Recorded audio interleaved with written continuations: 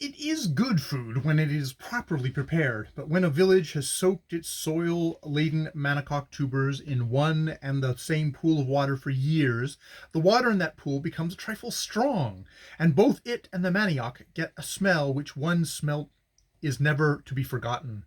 It is something like that resulting from bad paste with a dash of vinegar, but fit to pass all these things, and has qualities of its own that have no civilized equivalent. I believe that this way of preparing the staple article of diet is largely responsible for that dire and frequent disease, cut-him belly, and several other quaint disorders, possibly even for the sleep disease. The natives themselves say that a diet too exclusively Manacocian produces a dimness of vision, ending in blindness if the food is not varied. The poisonous principle cannot be anything like soaked out in the surcharged water, and the meal, when it is made up and cooked, has just the same sour, acrid taste you would expect it to have from the smell. The fish is boiled or wrapped in leaves and baked. The dried fish, very properly known as stinkfish, is much preferred. This is either eaten as it is, or put into stews as seasoning, as are also the snails. The meat is eaten either fresh or smoked, boiled, or baked. By baked, I always mean just buried in the ground and a fire lighted on top, or wrapped in leaves and buried in hot embers.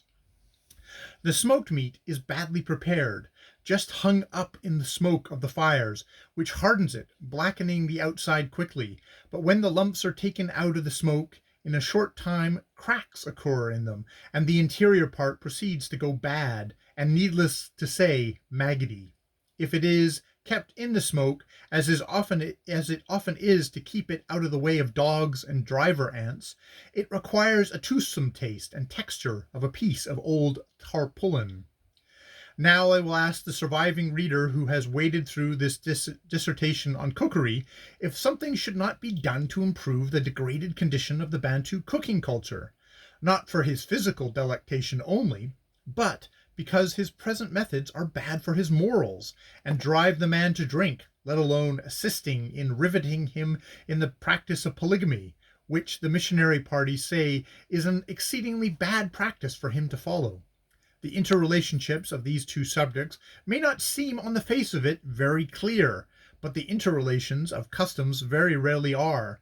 I well remember Monsieur Jacot coming home one day at Kongwe from an evangelizing visit to some adjacent fan towns, and saying he had just given to him that afternoon a new reason for polygamy, which was that it enabled a man to get enough to eat.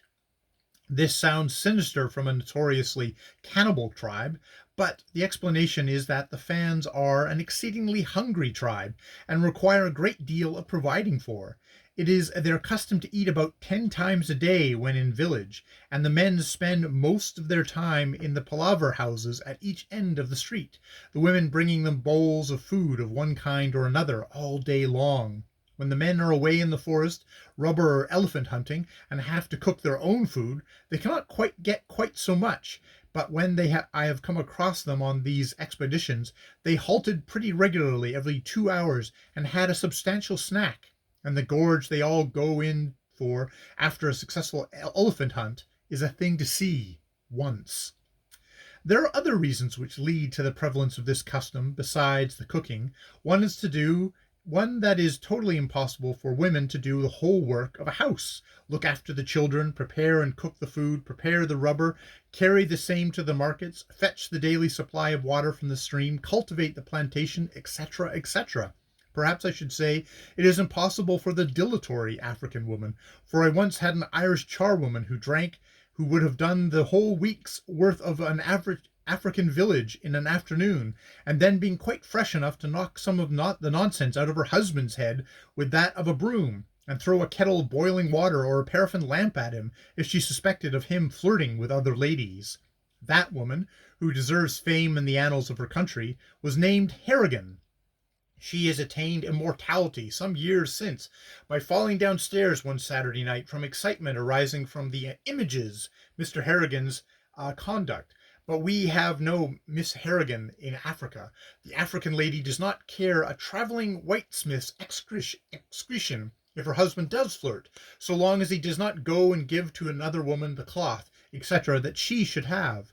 The more wives, the less work, says the African lady. And I have known men who would rather have one wife and spend the rest of the money on themselves in a civilized way, driven into polygamy by the women. And of course, this state of affairs is most common in non-slave holding tribes like the Fan.